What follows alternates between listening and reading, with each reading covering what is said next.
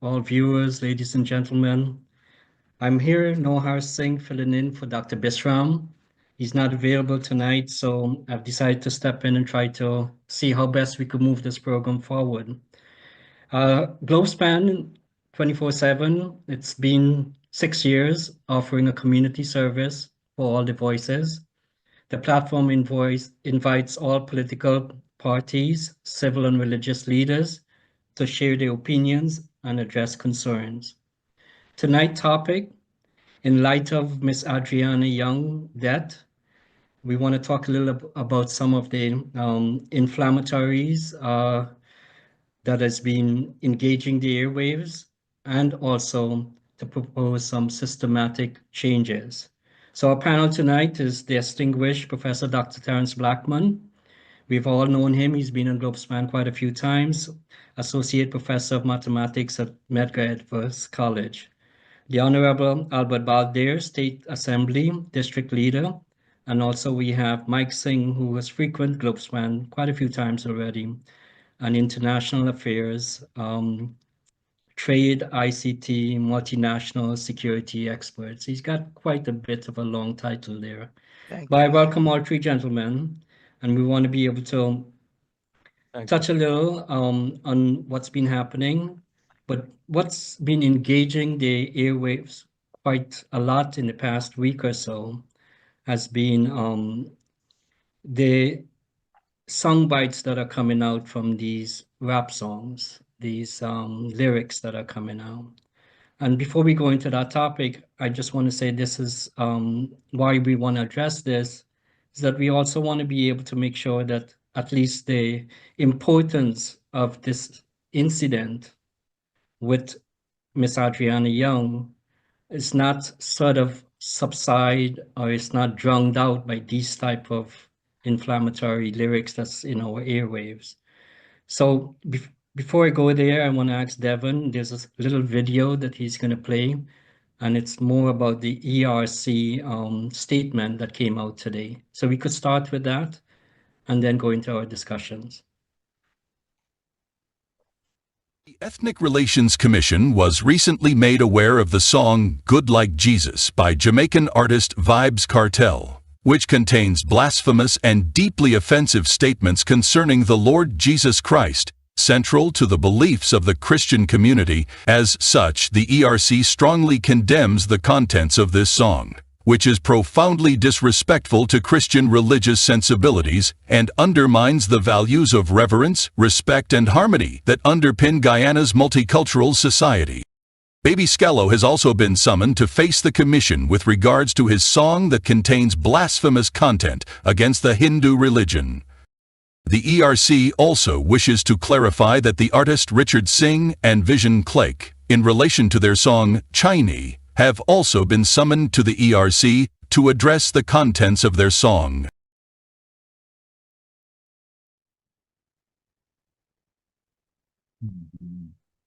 Okay, so I just wanted to start off by saying that this is something that seems to be happening across the board. I mean, from what the ERC released today, is multiple individuals.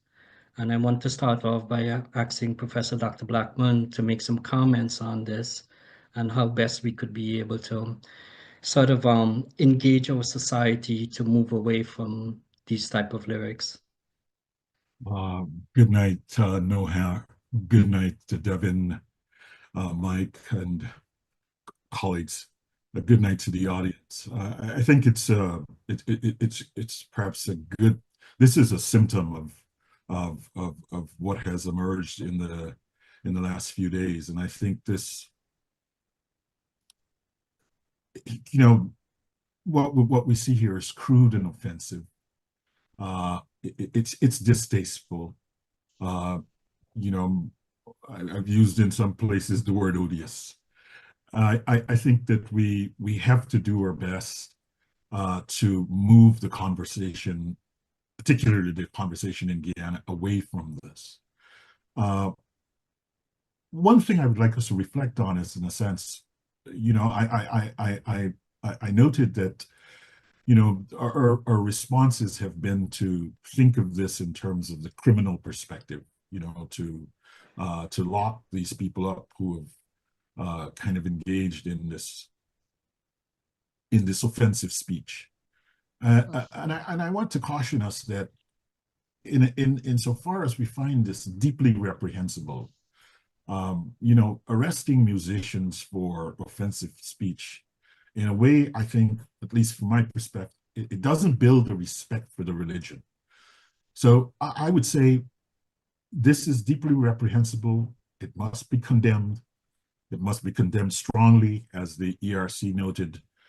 But I want to say, in the end, for Guyana, this is really not about Vibes Cartel or Skello or the artists.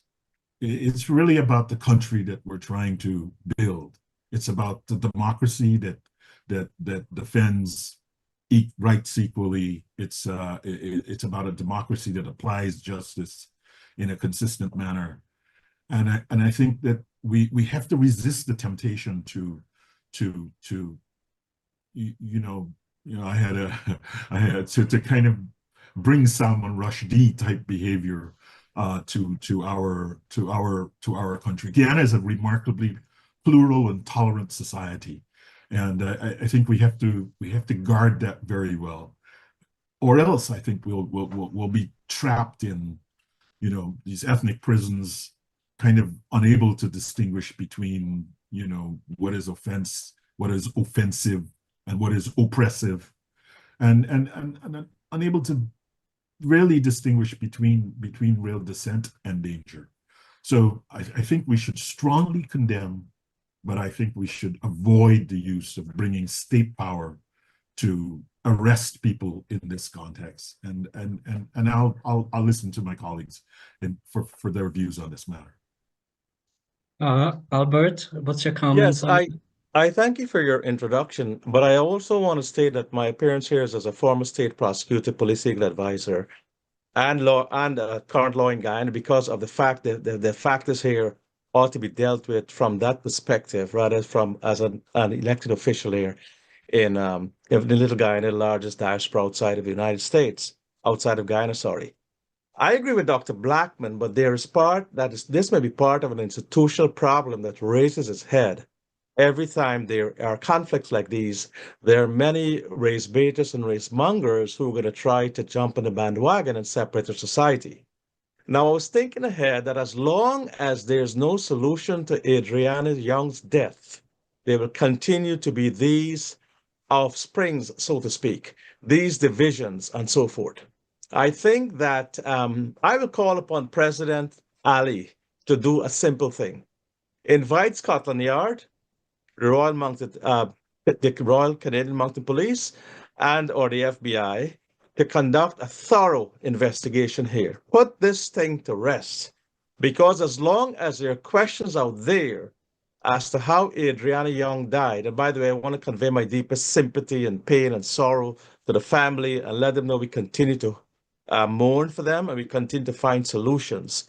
As long as this problem remains unsolved in the doorsteps of Guyana or in the backyard of Guyana, there is going to continue to have these ramifications.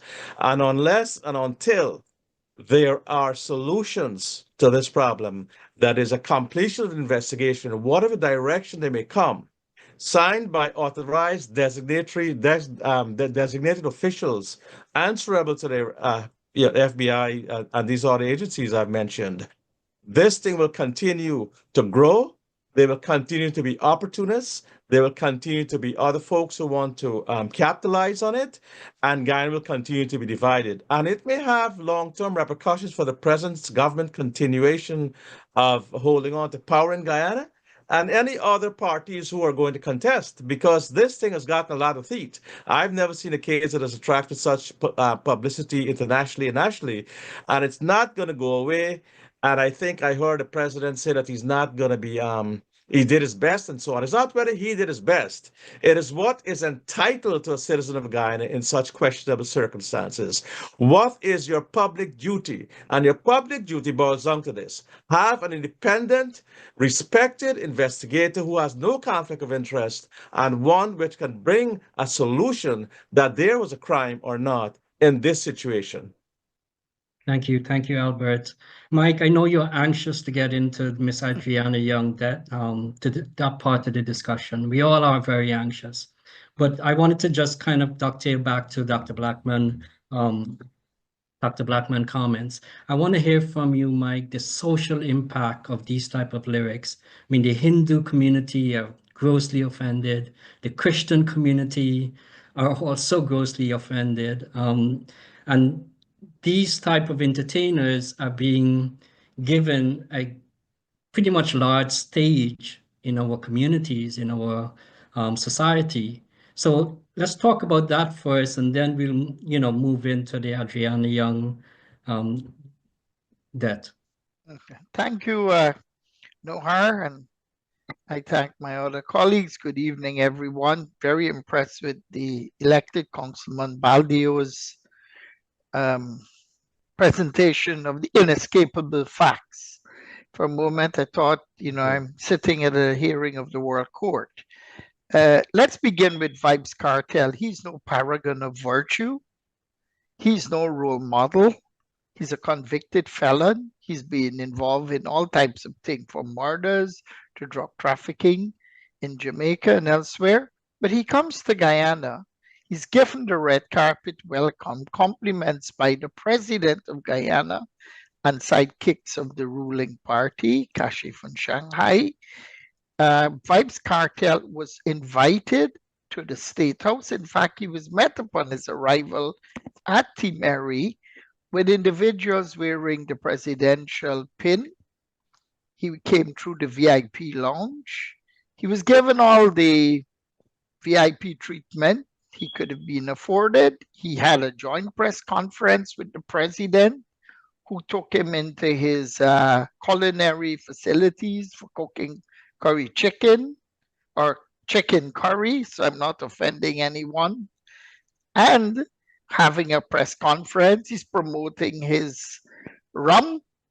So it seems the president of Guyana has endorsed him. He's got his imprimatur, and a lot of Islamic tenets have been broken. Their promotion of someone converting with alcohol, and in many ways, embracing these people who I consider a moral outrage in every aspect, and seeking to inflict spiritual harm, anguish, hurt, and what have you upon the people of Guyana, irrespective of race, color, creed, or class. I've always maintained the sacred concept. I was born in a Hindu family. My grandfather was a pandit. He encouraged me to go to Sunday school, and he allowed me to go to the masjid because he believed in reverence and tolerance, or anything that was spiritual. Regrettably, the embrace of these social misfits, like the Vybz Kartel and others who are not even from Guyana, is really a slap in the face for decency and morality. And I find the president of Guyana's conduct in this regard morally repugnant. Thank you. Mike, just a quick follow-up there. I noticed you focus a lot on Vybz Kartel, but also this Baby Skello, his song offending the Hindu religion as well. Yes. So we really need to kind of bring that to the yes, as there's well. no exception here. They're all guilty, and they all need to be held accountable. I mean, Skello, I'm thinking of Jello and Baby Skello. Yeah.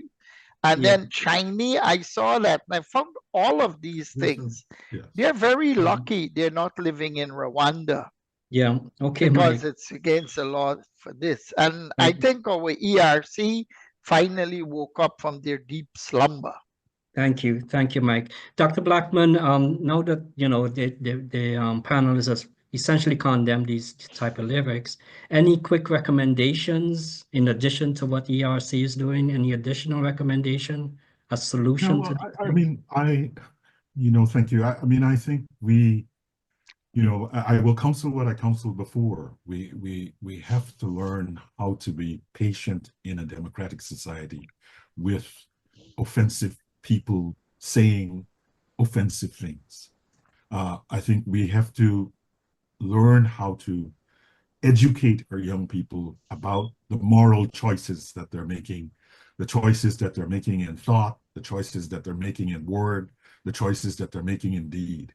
And there are two things. I think we have to strongly condemn this in all of its forms, but I think we have to be mindful that if we are living in a free, liberal, democratic society, that we don't want to get into the position of of arresting people and criminalizing them as part. I mean, we're not Rwanda. Mike and I always disagree on on the remedy here. I think we're still, and I think I agree with that. Some months ago, I looked at a program on Al Jazeera about the Muslim community in Ghana, and I myself was pleasantly surprised. I shared it with lots of people. The Muslim community in Ghana is about 12%. 12% of Ghana is Muslim. The Muslim faith extends across all races. And what was really pleasing to me was to see a young man from the Guyanese indigenous community converting to Islam. And it is, as Mike just said, we have a tolerant religious culture. And so we have to be mindful that as we defend our religious prerogatives, we don't end up further inflaming these issues that have emerged in full force around this Adrianna a young issue. So I said we strongly condemn, but we are mindful, be patient, hold a patient hand in regards to state censorship, in regards to criminalization of speech in particular, because then it moves into the category of trying to, in a way, criminalize dissent. And I think democratic societies benefit from having, people say things. Sometimes they're unpalatable. I remember when, when we had Hurricane Katrina, and one of the rappers got up and said, George Bush doesn't like black people. Everyone thought it was but it got something central home. So we should be mindful of how we criminalize, guard our religious prerogatives, but be mindful of how we defend them. Thank you, Dr. Blackman. Albert, Dr. Blackman is pointing out that arresting and jailing these fellows, as they have done with baby Skello, may be too extreme, if I could use those words. Do you agree, disagree, Albert? Well, I have to answer that question from two perspectives. One, as a legally trained mind, and two, as a social commentator / politician. These actions and expressions of art are all covered by free speech. That's a fundamental guarantee that is enshrined in the Guyana Constitution, in the United Nations Charter, and also in America and all over the world where there's democracy. So I have to agree with Dr. Blackman there that from a legal standpoint, there's no crime here. However distasteful, however terrible, however odious these lyrics are. But as a society, especially at a time when racial tensions have been brought about, or, rightly or wrongly by the Adrianna Young's death, Guyana is in a very fragile state. So I question the importation of lyrics from Vybz Kartel into Guyana at this point in time. Perhaps this is not the right time to bring forward such art and such expressions of art into Guyana right now, because it could wreak division and it can wreak some sort of hatred and animosity amongst the very diverse races of Guyana.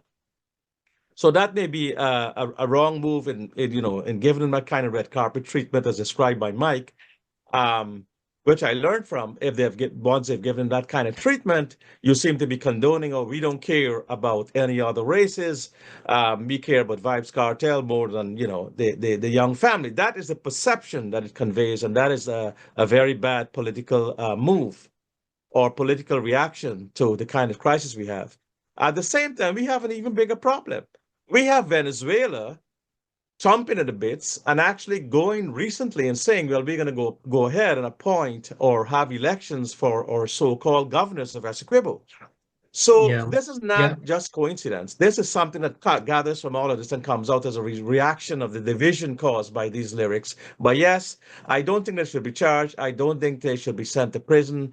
I do think, however, that they should be investigated and told that you might be traversing the Racial Hostilities Act of Guyana, and you ought to tone down and, stop this. Thank you, Albert. And Miss Zarina Knott posted on one of her comments was, long ago they used to ban these type of songs. But Mike, going on to you, Albert just mentioned that, the red carpet should not be rolled out for these type of performers per se. May 24th is going to be this big concert by Vibes Cartel. Do you feel that, I mean, what's your opinion? Naturally, there may be concessions, there may be contributions from a government standpoint to these. I'm not sure, I'm just assuming that there may be contributions. What would be your comments towards that for this concert on May 24th? Well, if the government genuinely cares about public opinion, about its own electoral base, many of whom are Hindus, it will quickly distance itself and not have any such concert because it will inflame tempers. The country, believe it or not, is on the precipice.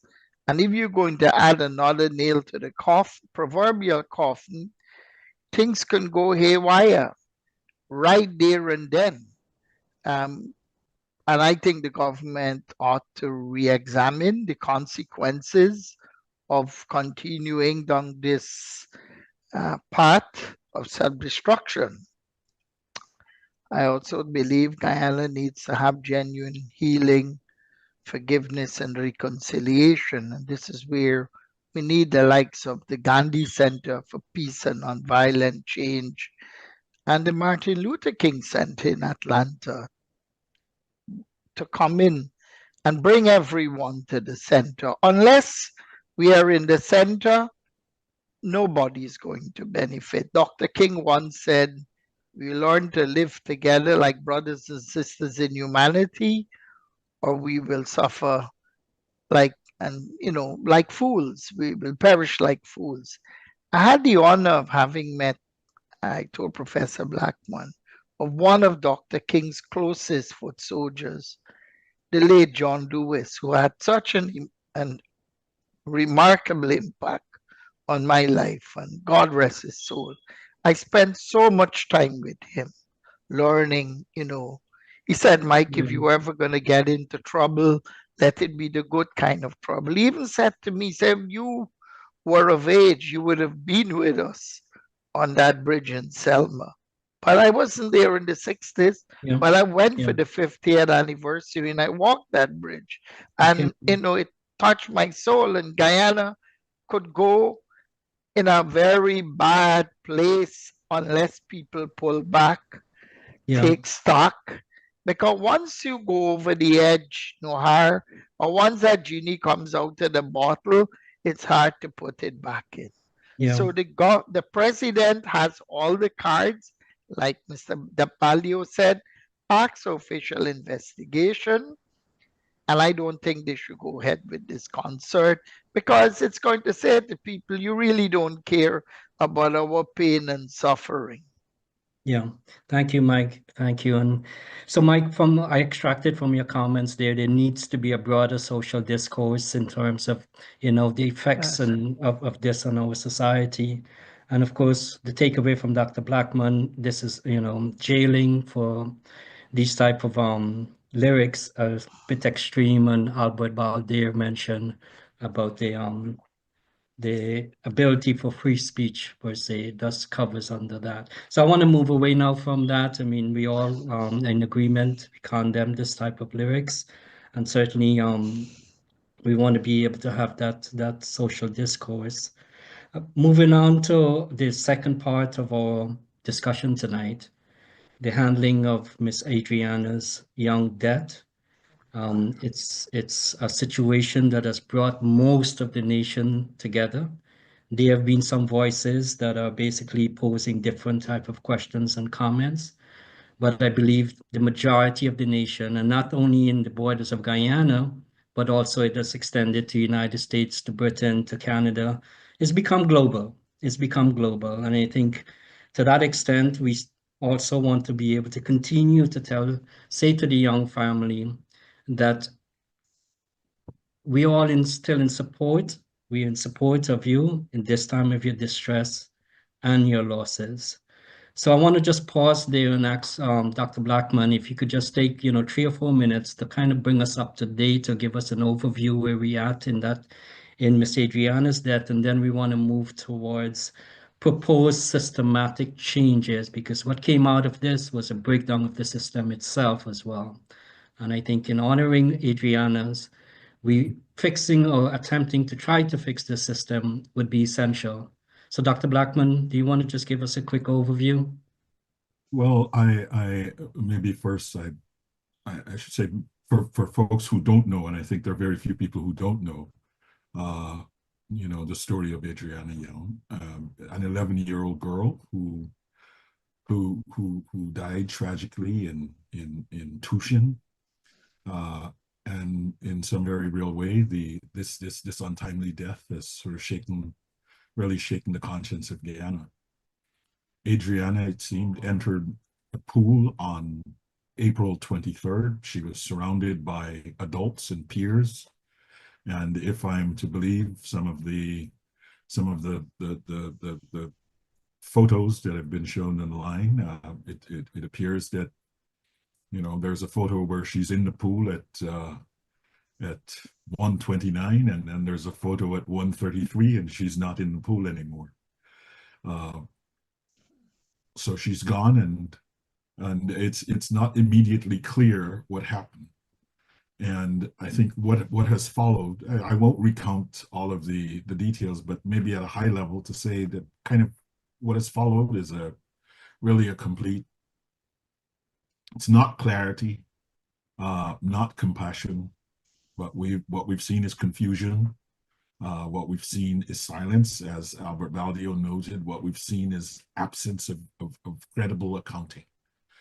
And I want to frame this that, our hearts and our prayers go out. I mean, if you permit me one moment, when I first heard this, I was in Massachusetts with my daughter on a college trip.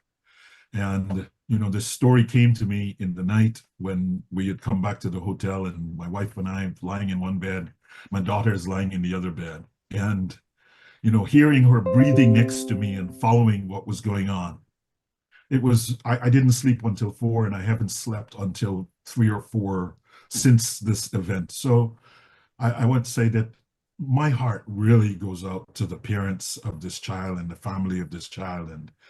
But I want to say, it's, as you reflected earlier, it's not just a tragedy for their family, but it's an alarm. Mike was sort of saying this a moment, it's an alarm for Guyana. It's like a national alarm going off. And we have to ask ourselves, right? How does a child vanish in plain sight? No one is held responsibility. And I think we have to, why have we as a society become so accustomed to a complete absence of accountability, right? And so I think what I want us to think about is like, this is not isolated. I think it's connected to something, deeper and more dangerous. This Adrianna Young's death is not an aberration. It's an indictment, and we on this program spoke about these matters before this event occurred. It's an indictment of the system that does not protect the vulnerable, and it places the politics above people. And I think we have to use this moment to really insist upon the truth, as Aldio noted. Like, what happened to this that has to be our central question. What happened to this young woman in a very credible way, beyond all of the political and all of the social, just accounting for this life. I think Right, it's something that we have to insist on. right, right. Thank you, Dr. Blackman. And just a quick note from one of the viewers as well. His response to the concert, no concert at this time. Guyana is very tense at this time, and a way to deal with it is, well, he's essentially saying no concert. But I want to just peg off with Dr. Blackman when he referred to a conversation a couple of weeks ago that you guys had on Globespan. So Devon, could you bring up that video in terms of those comments that came out from the U.S. State Department?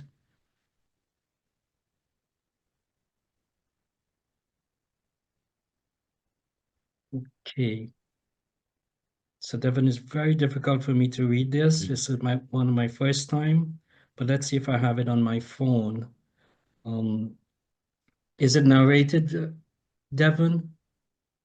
It's bigger now. We can read it. Okay, here we go. So I just want to extrapolate from this statement from the United States Department of State Bureau, and extrapolating just a couple of the lines that says corruption within the law enforcement, the bribery and nepotism in the public sector and political entities further complicate the fight against drug trafficking. So extrapolating from that, before I even make any further comments, I just want to be able to say that the police officers or the men and women that join the police force, they're not joining to be corrupt. They're joining to serve their country. They want to upkeep the law-abiding and protect the citizens of their country. However, the system itself, being the way the system is set up, it certainly pushes them into a direction that we are all not happy about. And one of the things that came out of the Adrianna's death is the way the police handled the matters. So using these statements that came out from the United States State Department and certainly seeing what unfolded at in Tushin sort of corroborate the statement in itself. So I wanted to ask Albert. Albert, do you care to comment more on this? Yes, I will. And perhaps I agree with Dr. Blackman what he's saying, but perhaps to add more context into where I speak from, I must compare when I was a prosecutor way back, believe it or not, in 1982 to 86. I was a police legal advisor. I was a state prosecutor, senior state counsel, did dozens of murder cases. As a matter of fact, one of these cases, the body in the bush. This is the body in the pool case. That one was the body in the bush, where a young waitress was found dead overnight in Madia, having just left her job as a waitress at a nightclub, but she was found dead. Evidently, she had been raped, killed, and strangled by the person who picked her up, a person who was later charged for murder, Alvin Mitchell. And that case reminded me so much of that and the body in the bush case and the shallow grave murder. Guyana is a small country, but it has a wealth of criminal cases, if I may call it wealth. The Okinanan, many other cases that have made international law reports, comment law reports. In the Okinanan's case, he killed someone over the 12-mile limit. And his lawyers came up with a defense, successful, that it was not within the 12 miles jurisdiction of Guyana. And hence he was able to beat those charges at the initial stage. But what I'm trying to say here, gentlemen, is that for a small country, we've had, and you had Congressman Leo Ryan, went to Guyana in Jonestown and was shot and killed. That was murder. He was acquitted in Guyana when Rex McKay was the defense counsel. The jurors were later seen having drinks with defense counsel after the verdict. But then he was indicted in America. Larry Layton is his name, and he was convicted. I was in the prosecution chambers there. I remember that caused a big stink as to the criminal justice system in Guyana being so corrupt. But at the same time, coming back to what I was telling you, is that at that time you had a legendary crime chief called Skip Roberts. Skip Roberts, Ignatius McCrae, Eustace Kendall, all the Vernon Gentle, all these folks were the CID headquarters there. We were all stationed there. I was a police legal advisor, advise them on cases. They would bring the cases, we'd review it, and then make the charges. But I felt it was a proud moment for all of them to wear the police uniform, to represent Guyana in law enforcement. I could see that pride. They taught me to shoot and everything else, handle firearms. They could take out a firearm and put it back together. Such was the expertise of these gentlemen. That was way back in 1982, 83. But now I don't see that sort of professionalism, that sort of patriotism, that sort of pride being worn by the Guyana Defense Force. As a matter of fact, I was so surprised when AC Mandel, whatever his name is, was so grossly incompetent, malpractice at its worst, that as a police officer, higher ranked police officer, the way he handled that crime scene. So I'm just showing he's like the poster child for what is wrong with the police force. He took no control of the situation. He couldn't get this thing done professionally. The thing unraveled and went out of control. And now, like Mike said, it's difficult to put a genie back in the bottle. But I want to make that point that I think that the Guyana police force and the systems in Guyana have not grown. Some have gone backwards, some have deteriorated, much to the distress of folks there. One of the basic things of any country, any democracy, is to protect its citizens from crime and from terror and also from harm. And I believe that Guyana needs that. A National Day of Mourning is perhaps the most appropriate thing to do. A National Day of Mourning for Adrianna Young's family and all of Guyana, because this is our child. Adrianna Young is the instrument, or the trailblazer, so to speak, the touchstone of what is wrong with Guyana and the many races, how we interact with each other. As I knew it when I grew up in Guyana, it's not there. And to have a National Day of Mourning and a National Day of Unity would be most appropriate as early as possible, and to try to bring the nation together instead of having folks come in there and divide Guyana. We don't need this at this point in time, because you all remember this. Guyana is down the threshold of greatness. We said we have the most prosperous growing economy in the world, and we're on to the way of threshold of greatness. Maduro is looking on, and that is a madman. Anytime he senses blood in the water, he will come in, and it will make it difficult. Like Mike said again, if the genie's out of the bottle, there will be bloodshed. There'll be problems there. We have to be very smart about this. We have to be presidential. Thank you, Albert. And I don't see that leadership here.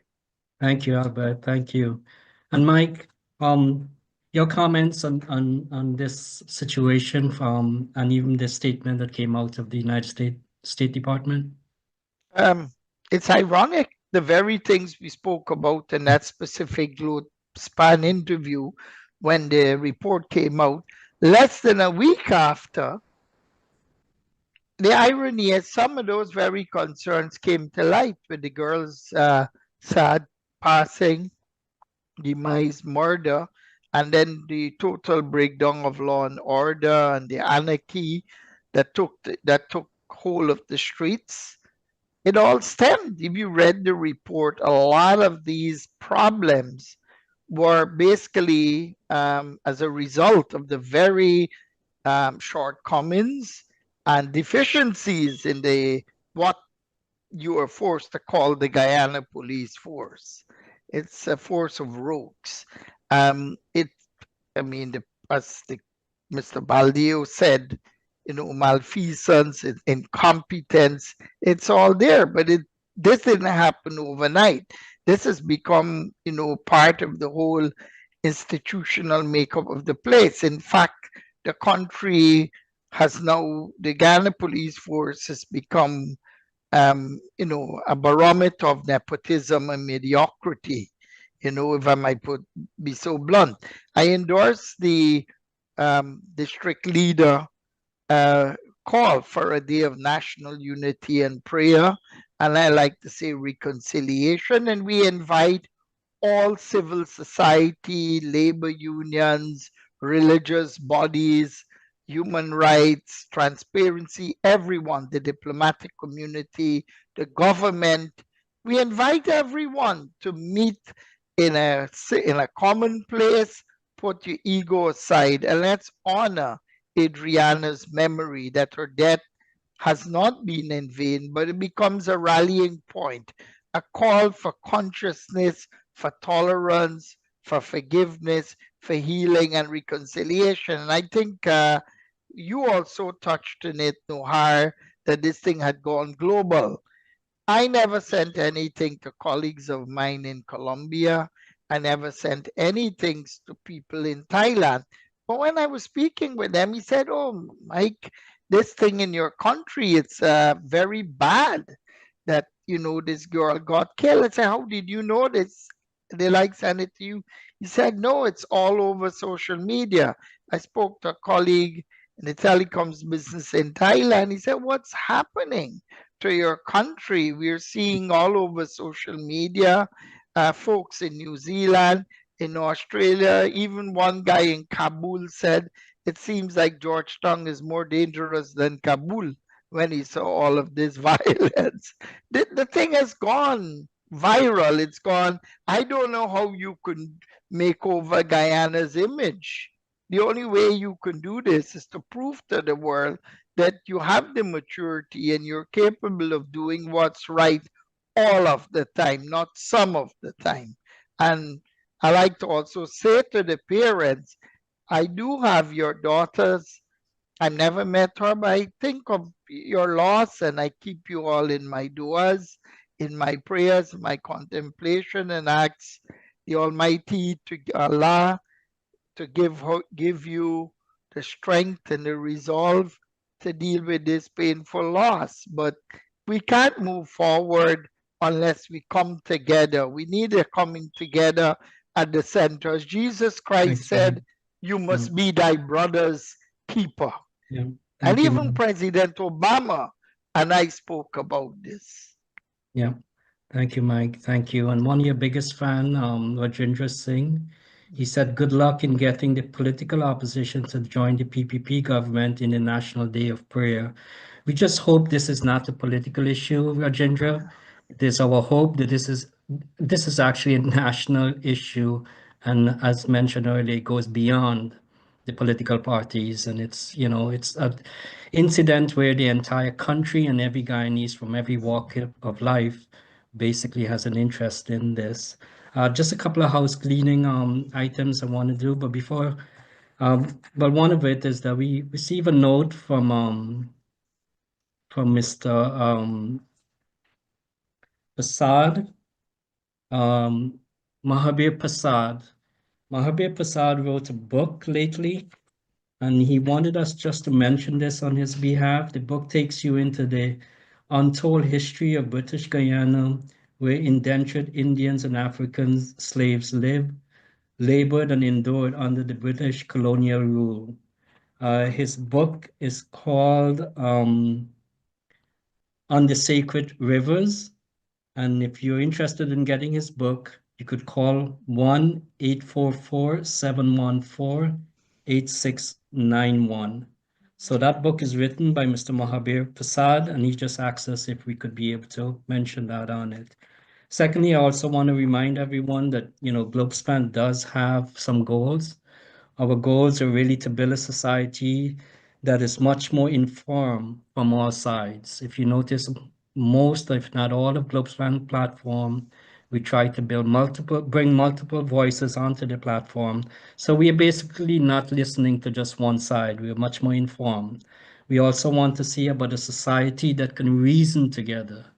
None of us will be able to agree on all the things, but I think if reasoning takes part into our society, we could essentially build a society or a country that we all will be able to enjoy and inherit. A society where we can change from within. We must look to change from within first before we could even start to affect changes on the outside. And that's a very important part of our nation building or our country going forward. And we do have a vision. Globespan vision is to have a country where the moral and ethical standards are measured essentially by the word of God. And the wealth reaches all Guyanese. Imagine a Guyana where how wealth finally becomes your wealth. So we have goals, we have visions, and we've been doing this for 6 years, and we're doing this as a community service so that we could be able to have this platform. Now we've been pushed back quite often. Many of them just wants us to be able to have just one side, and we've tried to move away from that. Globespan continues to invite everyone from all political parties, and we want to be able to keep this platform in ongoing in that sort of setup. A quick note on the Caribbean throwback, July 31st. This is with Super Blue out in Cancun, Mexico, being offered by Globespan. We also have the duck curry cooking competition in Cancun, and that's going out August 7th. Please contact Globespan. These are beautiful events. It's where you enjoy an all-inclusive vacation and you're able to be among your own. You enjoy your own music, your cuisine. So do contact Globespan on that. On that note there, I want to go to Dr. Blackman. Dr. Blackman, both Mike Singh and Albert Balde pointed out all the flaws with the police department. There surely must be some good things about our police department. We need to appeal to the good police officers them. And how can we could be able to affect changes not only with these discourse, but even down the road in terms of taking initiatives to bring about the better police men and women that we have in Guyana. Yeah, I wanted to go back to something that Mike mentioned. When we sat in this program, the point, this very strong point that Mike talked about the way in which the report was compiled, from multiple sources, talking to various people who didn't know that they were going to be a part of a report, and then it all gets filtered back, and then someone puts it together. And so the question was, this is a report that, broadly reflected, I think we all came to that place. It broadly reflected the experience of what we knew that people experience. And I think we tried to make the point on that day that we can't be ashamed of. So that's, I think, the first step. We can't be ashamed of the fact that this is where we are, because this is where we are.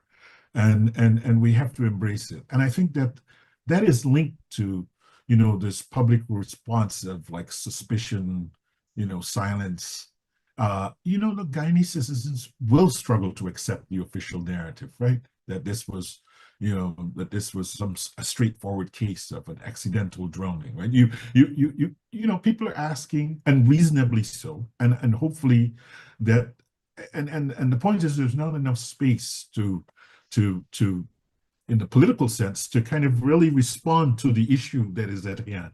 How does a bright 11-year-old girl, reportedly she's a strong swimmer, disappear in a hotel pool full of people around? There's no emergency response. We're now almost 2 weeks out. There's no real clarity from the authorities. We're no closer to having an independent investigation when there's no public accounting of the timeline. We've seen some kind of semi-press briefings. We haven't seen the coroner's inquests. No meaningful communication from the police or the relevant ministries. And I think that we have to embrace what happened on that program before. Our hearts go out to the parents. But I want to say, this is an alarm. This is a wake-up call for us. It's not just a tragedy of one child loss. It's a familiar pattern of institutional failure in the police in particular, but more broadly in Guyana. And the report lays out these ways in which we're failing institutionally. So I think in order to get to the place where we can have a serious conversation about what steps we ought to be taking forward, I think we have to acknowledge that we have some institutional failure. We have to acknowledge in this case that someone has got to come out and stand up and say, I failed to respond urgently. I failed to communicate transparently. I mean, a police officer who is standing there saying, we've seen this 11-year-old girl get into a car or something. Oh, so I think we have to, the answer to your question, O'Hara, I'm reflecting on the fact that we said this before. And we said we ought not to be ashamed of the fact that this is where we are. I think now an opportunity for us to first embrace this place where we are and say, this is not going to be the same story. We're not going to do the neglect, the delay, the deflection. This suspicion doesn't rise out of a vacuum. We have to begin to speak the truth. That's sort of That's sort of what I'd say in response, to start by acknowledging where we are and speaking the truth in a public sense in a believable way. Yeah, thank you, Dr. Blackman. And Mr. Sohan Singh posted a note here. Why don't you guys touch on corruption among some of the panel members? Yes, given there are a level of corruption within the police department, but Mr. Sohan Singh, we are also trying to get to a balance of recommendations, what could be done. Albert, Dr. Blackman is saying that, look, we need to get someone to step out, need to take accountability here. We just can't, I don't get the feeling that Dr. Blackman wants to move on right now. He No, don't it's want not. to fix the system. He wants, I mean, if No, I'm we have to misinterpreting fix the you, system, but but we have to acknowledge that we have a broken system. that we have a broken system, and Yes. he wants to be able to get answers out of this, Adriana's death. What could you contribute towards that, Albert? Well, I agree. This is quite clearly that this is malpractice at its worst. Yes. In my time as a police legal advisor, state prosecutor, we used to have seminars with the Guyana police force, the detectives, and teach them, and have lectures to them as to how to give evidence, how to investigate wherever we could. And there are many foreign experts that would come and teach them and lecture to them, because nobody knows everything. Customs officers, police officers, detectives, and so on, how to solve crimes and in whatever areas. I don't know if that is going on right now, but at that time, you had a lot of people coming into Guyana and invited. I would even do it free, of course, because they would love to see that law enforcement develops and gets better in every country, in the Commonwealth, in the Caribbean, and so on. I don't see the director of public prosecutions. You see, a lot of folks don't understand the constitutional authority and the sole discretion of the director of public prosecutions. Anil Nandalal, the Attorney General, cannot prosecute a criminal case. Nobody can accept the director of public prosecutions. If somebody institutes a criminal proceedings, she can step in and say, you know what, I'm withdrawing this. Get lost. I'm instituting my own, or I'm just killing it, nullifying it. So it is therefore the brunt of that person's and their responsibility to investigate, be present at the crime scene, visit the crime scene. In America, many district attorneys and U.S. attorneys go to the crime scene. They must have a vivid picture of what we're dealing with. The pool, the 8 foot you're talking about, get a good idea of what you're investigating. Don't wait on them saying hearsay and third-hand information, speculation, conjecture. That is the worst way to investigate a case. Be there. The Minister of Home Affairs should have been involved from day one. Get out of your bed. And I think this happened in the day when the body was discovered. Drive down to Tushan. Leave your office. Turn off the air condition. Go down and see what's going on. What is in this pool? Who's there? What's going on? Cordon off the area. Make it a crime scene. You have to take precautions. Preserve the forensics. Preserve the body. Police must take control of the area. It must be an investigative crime scene. And we must be able to beef up our labs. From what I understand, you can't solve crimes with limacol and 70% alcohol content and swab and air pieces or what you got. You have to use the oil money to make us rich, because anytime you beg other countries for something, they're going to ask you for something else. Or they will tell you got to give me this. That is how international politics works. We who live in America know this. So Guyana got to understand this. You can't be going with a begging bowl all around the place every day. You got money now, you got oil. Respect yourself, uplift yourself. Make health facilities better, make forensic labs, bring in personnel, teach your people, teach your soldiers, put some people at the border there to defend against Venezuela, and don't just build a road that the optics look so great. We say, you know what? We are developed now. We got a big road, we got a big bridge. That is not development infrastructure. So what I'm saying, Noir, is that the whole forensic criminal investigative system needs to be recalibrated. It needs to be revamped. And money needs to be spent, and it's not a lot of money, so that therefore we could take care of our own. Look how much time has passed here. It has come, the statute and so on will start to apply, and this thing will continue to fester and will continue to divide Guyana. And it's difficult to put a genie back in the bottle, as this gentleman rightly said and wisely said. And therefore, we have to come to solutions right now to make things better in Guyana. Teaching, medicine, nurses, healthcare, and forensics and defense. All these things need to be addressed and addressed now. Yeah, yeah, and Mike, I'm sure you have a lot to add to what Albert has just said and Dr. Blackman.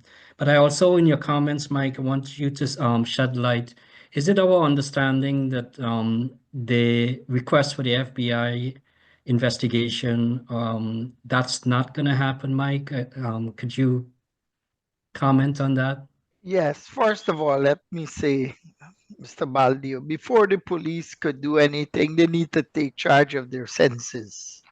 Most of them are just there in the job. They seem to be mindlessly adrift, and that applies to the leadership of the government, the cabinet, and the police. They're all mindlessly adrift and at sea and lost with this problem, and well, not a problem, the demise of the girl. I saw a clip, like many others globally, where a reporter, I think it was Dennis Chabrol, would have asked the president if he's going to be asking for the official help of the FBI. And he said, no, I've done my best. We've gotten a retired RCMP sleuth coming in, and that's my best. I've done my best. From here on, the political handlers could take it over. Now, that is irresponsible. That is not leadership. You know, if you consider that leadership, then the whole society is in a tragic zone. To just brush off the reporter and nonchalantly, it's like saying to people, I'm in charge. And, you know, if I say this is it, like it or lump it, this is the finality. In parallel, though, my respected friend and colleague who I've known from Afghanistan, Ambassador Nicole Theriault, fine diplomat, she said to the reporters that if there is an official request for assistance from United States Federal Bureau of Investigation, Justice Department, it has to be put in writing by the host country to them, and based upon their resources and ability to respond in quicker time as possible, it will be favorably entertained. So there is an offer there in her words, and it's in the public domain, that if you were to formally request it, we're not just going to take your request and throw it into the circular file. We are going to respond. The onus now is upon the leadership or lack thereof in Guyana to come to the senses. If they need some shock therapy to get there, you need to give it to them. And they need to make a formal request of the FBI, the RCMP, and Scotland Yard, the more the merrier. And they can all work together so no one can say, oh, if the Americans are handling it alone, it would not be impartial. People today distrust everything, even their own shadows, I think, in that country. And they're in a state of fear. I think the professor said to me, he's not going back into any pool. So, you're not getting me in any pooling. Yeah. You know, I mean, I don't go into any pools anywhere, right? Yeah. Thank you, Mike. Thank you. Thank you, Mike. I So- hope that brought some, you know, it illuminated, in other words. You know, look, people want this thing to be dealt with professionally. And they say, look, we don't trust the Guyana police force. They're Keystone cops. So I think the president, with his sagging popularity, if you did a poll, you don't need a poll. He has an opportunity to save his presidency and what remains of his reputation by doing the right thing morally and ethically and in the sight of God. Yeah, and thank you, Mike. So we had a wonderful discussion on Globespan. I believe it was last week with Assistant former Police Commissioner Paul Slow, Timothy Jonas. And what came out of that discussion, the retired Assistant Police Commissioner Paul Slow pointed out the leadership failure, lack of training, outdated procedures. Timothy Jonas mentioned public mistrust in the police, the absence of accountability, and failure in evidence perseverance. Those are a few of the items that came out from last week's discussion. But I just want to go back to what Mike mentioned about the president's comments on the FBI bringing in any outside sanction investigative agency. Dr. Blackman, two things there. One, what are the people's options? Is there anything else? People are frustrated with the level of corruption, the level of mishandling, and we certainly want to be able to talk about, offering the police officers maybe better salary, better health care, better retirement. But what are the people options? I mean, we could talk and have all these talk shows and, all the social media noise, but where do we go from here? Well, Harv, that's kind of why I'm appearing on the show. I think the people we have to. It's a moment of conscience. The people have elected leaders. The elected leaders, we have now developed a leadership class that says, we give leaders privileges so that when the challenges are hard, we expect that they will defend the tribe. And we can see ourselves in Guyana in a tribal way. We can see ourselves as an Afro-Guyanese tribe. We can see ourselves as an Indo-Guyanese tribe, an indigenous tribe. But at some point, the leadership has to be the leadership for the Guyanese tribe. And in this moment, the leaders on all sides of not just the political leaders, but the key stakeholders, the business leaders who we haven't heard anything, the international business leaders who are a part of Guyana, they have to show the maturity and come together and they have to come to some understanding among themselves. I mean, think about this for a moment. Some of you like me have daughters. A little girl walks into a pool, 4 minutes later, she's gone. And a week later, we don't have any clear answers. And there's no urgency. And the question is, that leadership has to say, what kind of country are we? This is the moment that we pay for them to be leaders. President Ali, Vice President Jagdeo, Mark Phillips, Nigel Hughes, Aubrey Norton, these people have to sit down in a room. They have to sit down and ensure that they can demand from themselves the accountability to see that this young lady's life is not some. So that I think, I think we see this separately. If they don't do that, we've said this here before, they're on a precipice. And I think we can, everyone can say, well, it's politicized and all of that sort of stuff, but it really is about what kind of country are we building? Are we building a country where a child can disappear in broad daylight and the people responsible go on with their lives, parent bury the child, doesn't hear the truth, and we rush and explain things away before we even have an investigation? Or are we really, and that's the choice for Aubrey Norton, that's the choice for Barrett Jagdeo, that's the choice for Irfan Ali. And I think if they don't take this opportunity, they will sip a very bitter brew from the cup called Guyana. Yeah, Dr. Blackman. And again, if there's any influence that the people will have over these politicians, now is the time to voice their. For them to Now is the step up. time. But they also need to take the responsibility because they are the leaders. People elected them to lead. And so they have to take the mantle of leadership now. Yeah, and just kind of like borrowing a statement from Timothy Jonas last week, some of us could be naive in thinking that's going to happen. But we must be prayerful, we must be hopeful. We must continue to have these conversations because Guyana is at stake, and the people of Guyana certainly needs to be more beneficial. I want to read a comment from Hardev Flati Singh. Mr. Singh said, 3 top pathologists pronounce on the matter, if that does not matter. And I think one of the comments that's going to come back from that is that what matters are the parents, the family, Adrianna Young, are they satisfied? And Mr. Harde Flati Singh, I think if if it was someone else, child, would you ask them to move on? So the family of Adrianna Young, the loss of this child's life should be the priority. And if it is that they're not satisfied, then we should continue to have these conversations.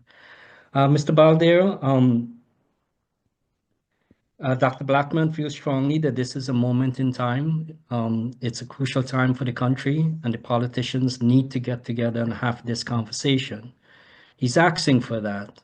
Is that plausible, Albert? Given It our is. history, is it really possible that we could see some changes that comes out of this? Go ahead, Albert. Well, I am one from the school, as you know, Noir, from my trailblazing life and a Queen's College scholar. I have never asked why, I've never said no to anything. The sky's the limit. I've always aspired, and we were taught to do so from Queen's College, coming right through, but our professors always aspire to solve that which people run away from. As Robert Kennedy said, some people say why, and he would say, why not? But I want to remind us in this day of national conscience what Lord Chief Justice Howard said in the Queen and Sussex Justices ex parte McCarthy. Justice must not only be done, but must manifestly and undoubtedly be seen to be done. That is a rallying cry for justice. We were here all over the world and the Commonwealth and so forth, that it must appear to be done. Right now, Adrianna Young is our child. It is all of our responsibility to see that justice is done. She is a national shrine for Guyana, a national person or emblem, so to speak, of what is lacking in Guyana. Now, Guyana has a history of critical support or support when it is necessary. In the days of Cherry Jagan and Forbes Burnham, even when they were at loggerheads, as they frequently were, there was also unity on many issues. And one of those was critical support when they came together in the threat of Venezuela. Critical support. Now, this is an issue just as important as that. Although it may not be the same thing, they are interconnected because lack of unity in Guyana can call in Venezuelan and Maduro's ambitions to take 70%. So 70% of Guyana is at stake unless there is national unity. So we've got to understand that is the motivational force. And we must say that we mustn't look and say, well, we can't do this. We can do it. But enough pressure such as this program, and I compliment you, Nohar, on this program, bringing folks like us who are respected, who have followings, for people to say these people have kept the pressure on. They're not afraid to talk because we don't have no jurisdiction over them as such, and we have to listen to them. So when, and I have a lot of respect for President Ali and some of the work he's done. But when it came to him to brush it off his shoulder and say, I've done what I had to do. No, Mr. President, you're wrong. If there is public outcry there, and if justice does not appear to be done, as it seems to be this time, and this problem is still festering, you have a moral and public duty to order an investigation or to reach out. What the ambassador is telling him, just make a request, and I will invite the FBI, or I'll invite, as Mike said, or I'll invite the Scotland Yard, or we don't like the FBI, they're corrupt, Trump wants apology, I'm sure. But bring in Scotland Yard. Scotland Yard was there in the old colonial system, and we have respect for them, and the Royal Canadian Mounted Police. Bring in that institution into the country. Don't bring a retired person who used to be there, because he has no credibility at the end of the day. They will say this man probably is working on his own. He's not accountable and to anybody. So you got to bring somebody from within those ranks, and they have to come into Guyana. They must be given solely the focus on this case and move on, because you don't want them to to infiltrate into the domestic dealings of Guyana otherwise, or become like some kind of spy thing. You want them to just stick to the agenda, be paid, and get out. They may not even want payment into government, because American interests are there in Guyana and they're making money. So in the realm of all possibilities, what Dr. Blackman said is right. I think that he should hastily invite them. The more this continues, the worse it will be. Have a national day of mourning and bring this to an end. If these investigators say, I am sorry, there was a crime here, but we don't know who did it. And I must tell you this in closing.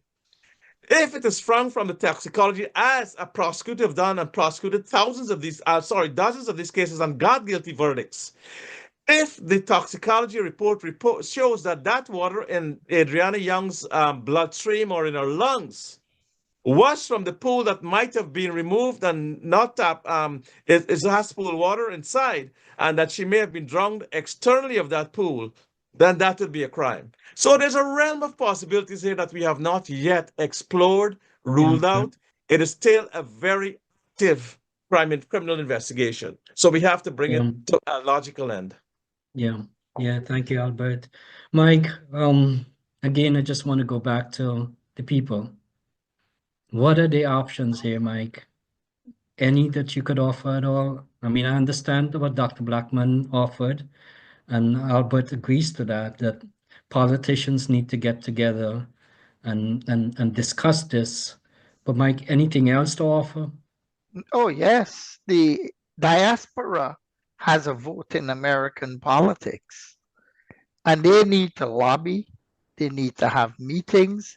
They need to write letters to the likes of Hakeem Jeffries, Alejandro Ocasio-Cortez, the Clark girl, Una Clark. Is it Yvette Clark? Write them. You're their constituents. The district leader here knows what needs to be done. They come to the diaspora when it's time for vote every 2 years, every 4 years. And they realize that the Guyanese are not a silent voice unless they want to be silent. You want to be effective? Take a book from the Jewish community of this country, who is the most powerful lobby ever in American politics, because they're organized, they're structured, they're committed. Councilman Albert Baldeo, you sit right there in the center of the place. You could take a leadership role with Blackman and start getting a signature campaign, ask for meetings, take members of your community, members of your church, members of your mandirs, members of the masjids, take even, you've got so many Guyanese there who own businesses, who have had roots in the community for almost time immemorial. People know them. They know Guyana. Guyana's appeared so many times. Guyanese have appeared. Guyana's appeared in the newspapers, sometimes not for flattering reasons, but for crying. But show them that you're genuinely concerned about what's happening in your country, and you want them to use their congressional presence to call for the FBI to go down there. You know what was a parallel to this? Remember Jonestown? People wrote Congressman Ryan, God rest his soul. The relatives of the persons who were staying in Jonestown, the relatives had to turn over all their Social Security checks to Jim Jones and his outfit. And the relatives of these persons wrote Congressman Ryan and many other people in their districts. And they went down to Guyana with a film crew from NBC, Jackie Spears, who now holds Congressman Ryan's seat in San Francisco area in the US Congress. They were all down there, and they went and they saw for themselves. And people said, we want to leave. I was a kid when this took place. The same way those people wrote to the US federal government, to the congressmen, to the State Department, demanding that irrespective of whoever member of Congress lead a team, we need such a team. And that team must include members of the FBI, the Department of Justice. I don't care what they're going to tell you about sovereignty and overreach. This is the inviolability of human rights at the center of what's happening here. It's not just the death of Adrianna Young. It is a human dignity and the human rights of all Guyanese, not just her. And that is what you need to do. Get your elected officials to put pressure, and they know where to put the pressure. Yeah, yeah. Well, thank you, Mike. Thank you for those contributions. And on the issue of the diaspora, there were several vigils that were held. Brooklyn, Queens, New Jersey, Schenectady. So I see a lot of posts on tonight's program that everyone is trying to politicize Miss Adriana's young death.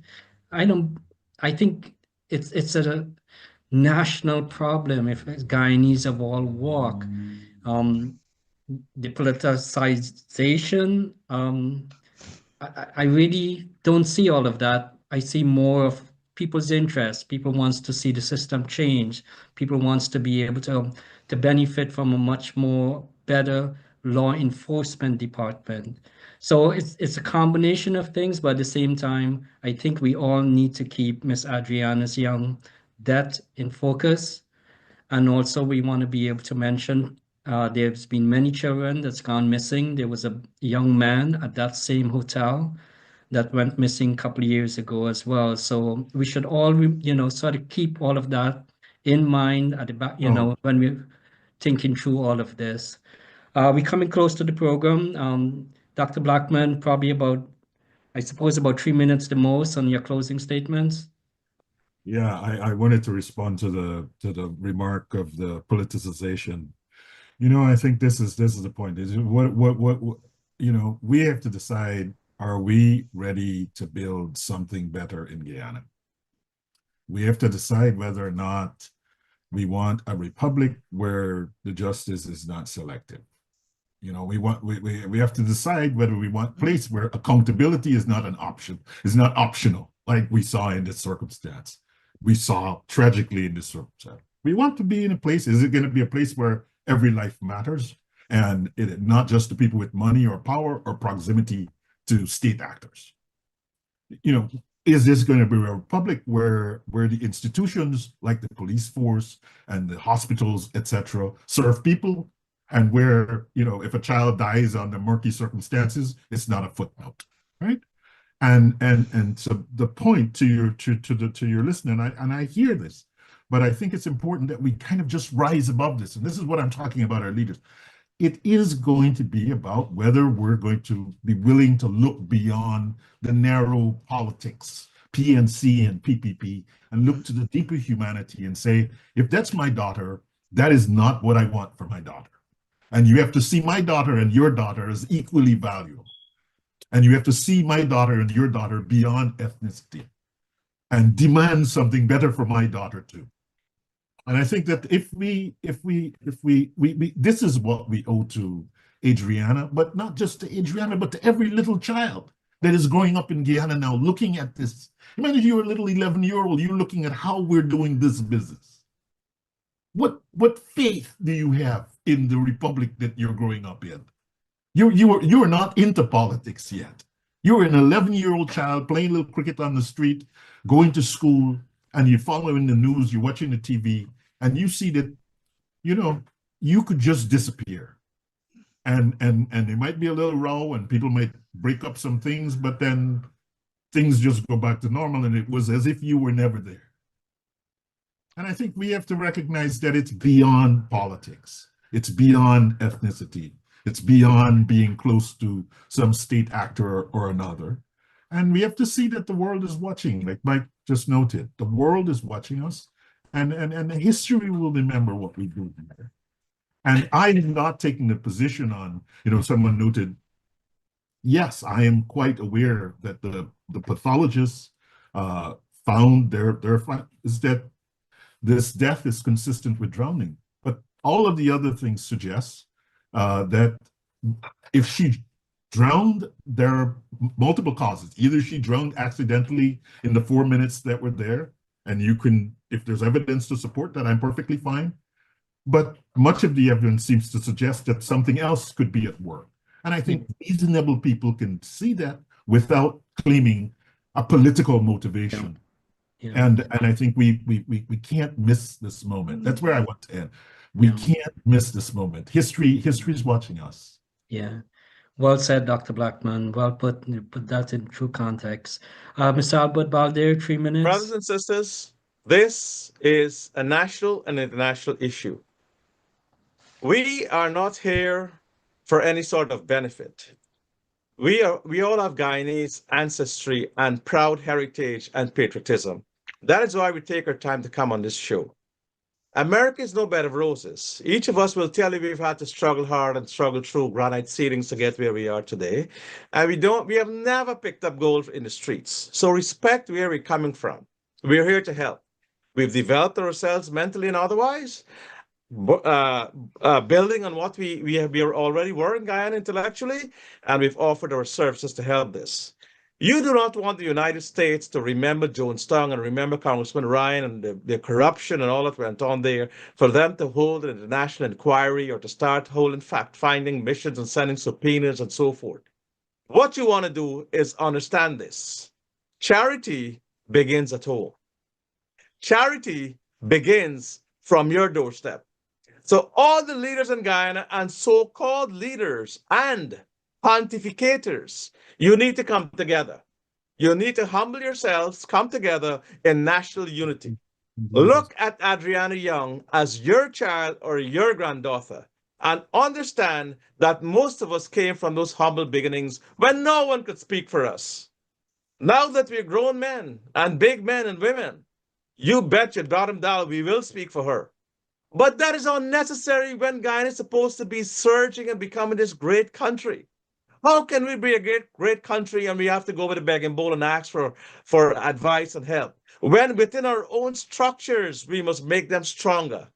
That is a wake-up call. Don't come and tell us in the diaspora, oh, come back home. We got this, we got that, we're developing, and you're not doing what is necessary in the infrastructure and in the basic quality of life.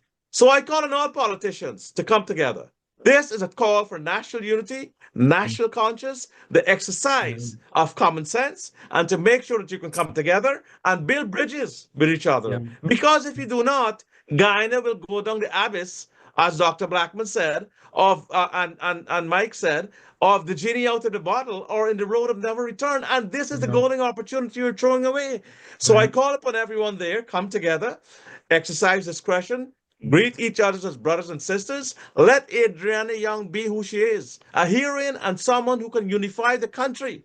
Her life and her death must not go in vain.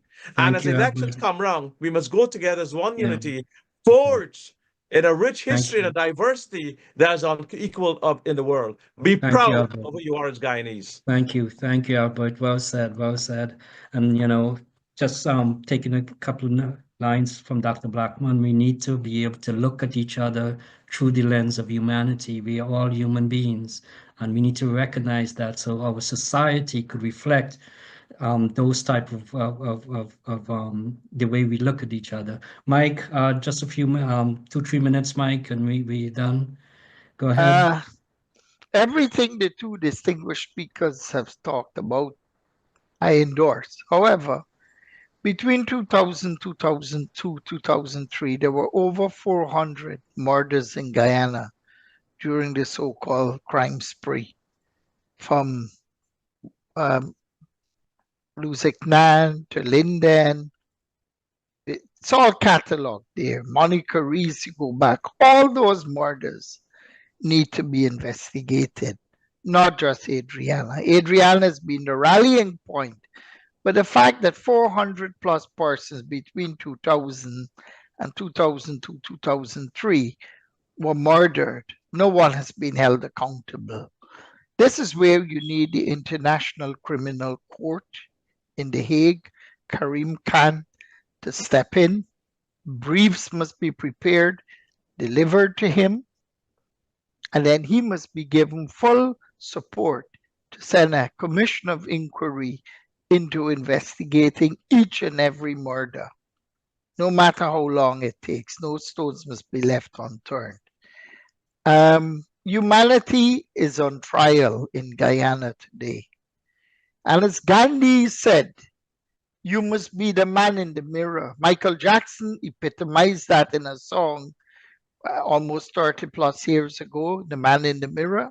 But Gandhi said, if you want to be the change, you must be the change. And therefore, we all need to hold each other accountable. And I will add to what Tabaldio said. Desmond Hoyt once used a quote to me, "Be ye so high, no man is above the law." I'm against presidential immunity. That should be stripped. The president must pay his taxes. We need constitutional reform, as Professor Blackman hinted at. People must be able to elect their own representatives. And if they don't perform, you have the American system, you recall them. And it's not first past, it's not a slate. You're picking your friends and family and cronies and nepotism at work. Yeah, Mike. Persons are elected, they're held accountable. Yeah. And the same with the judges. Yeah. Unless and until we fix the structural deficiency, this house of cards, the goodbye, Dubai, these illusionary epithets is all going to come crashing down. Yeah. And people, humanity is crying out. Yeah. And Adrianna is speaking to the nation through all of us. Yeah. Thank you. Thank you, Mike. And we must seize the opportunity and get the day of prayer. So as soon as you're finished with this show, I'm ready to engage my colleagues on some specifics. Yeah. Pastor Joe Prasad did arrange Hope in Rising. I think that was a 24-hour prayer session last week. I just want to read a comment from one of the viewers. His name is Lachman Singh Raj, and he said, "Nohar, you are stuck in the past. America got lots of cold cases. When you guys will solve those cases?" I'm not sure what cold cases he's referring to, or how much I'm stuck in the past, but viewers, we really want to thank all of you for joining and staying with us tonight. We are trying to bring a platform where we have multiple voices. I know most of you have always been used to just having that one side of opinions, and we're trying to change that. It's been 6 years. There's been a lot of challenges for us, but we are sticking to this because we understand the importance of us treating each other in a humane way, starting with us recognizing that we need to make changes from within. I want to thank all the panelists. I also want to thank, of course, our very loyal Devin Bissoon. This guy has been behind this program, and in some cases also he's taken on some issues personally. So I really want to thank Devin, and again thank all of you. Mike, you want to say something? Yes, in the interest of humanity, yesterday there was a mass said in Spanish by this Cuban priest who had visited Guyana, and I had met, and he now lives in Miami, and I'll tell you his name quickly here, and where he had, he was saying it in Miami Beach. He said it yesterday, just a second, in Spanish. And I thought that he said we're going to say Padre Jorge Los Arabos. He said, "Mike, at St. Joseph in Miami Beach, I will offer Spanish in Mass today." This was yesterday at 7 p.m., but I will offer English. In English, the Mass in English next Monday, 19th of May at 5:30 p.m. at St. Byron's, at St. Joseph's Roman Catholic Church at 8670 Byron Avenue, Miami Beach, Florida 33141. Father Jorge Los Arabos had gone to Guyana. I met him through a mutual friend. I was busy helping him to retrieve his missing luggage. But when he read of this, he said, "It's so sad, sad news. I will offer Mass for Adrianna's eternal rest. Pray for spiritual strength for her family. May justice be done and everything be clarified. It's not right to take a life like that. Thank you for sharing this with me." So yesterday he had the Mass in Espanol, and Monday, lunes, in the Monday the 19th, Mayo the in 19th, 5:30 p.m. he's going to be saying Mass in English, and I'll be there out of respect. And I encourage all Guyanese who live in South Florida, St. Thomas, and Byron Avenue, please come. I think, it's so nice. This chap had only been to Guyana once. So Thank I you, just Mike. wanted to add that Thank you, measure Mike. of Good spiritual information, hope. Mike, and it's a good way to end the program. Good night, Thank viewers. you. Good night, gentlemen. Thank you so much for your Good contribution. night. Okay, thank you. Good night.